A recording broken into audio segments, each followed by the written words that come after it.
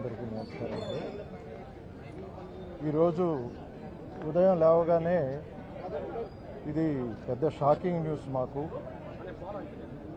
ఎందుకంటే మేము ఇండస్ట్రీలోకి అడుగుపెట్టిన తొలినాళ్లలోనే కోట శ్రీనివాసరావు గారితో మాకు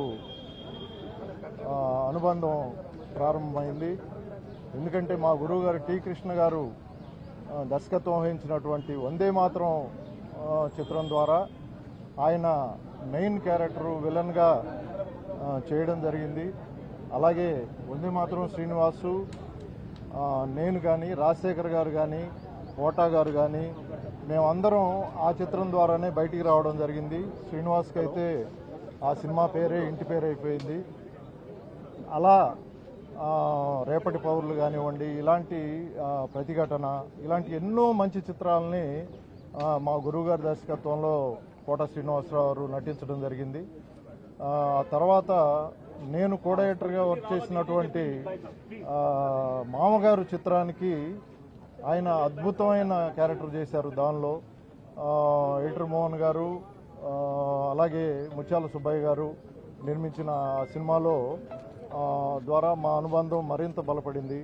ఆ తర్వాత నేను డైరెక్టర్ అయిన తర్వాత కూడా ఆయన సూర్యవంశం చిత్రంలో చాలా మంచి క్యారెక్టర్ చేశారు.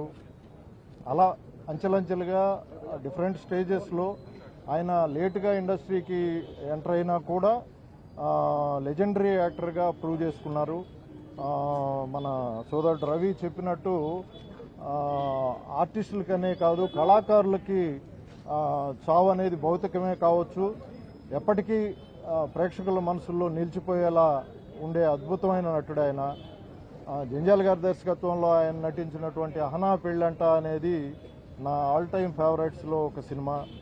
సో ఆయన కొంతకాలంగా అనారోగ్యంతో ఉన్నారని తెలుసు, కానీ ఇంత త్వరగా మన మధ్య నుంచి భౌతికంగా దూరం అయిపోతారనేది మేము ఊహించలేదు.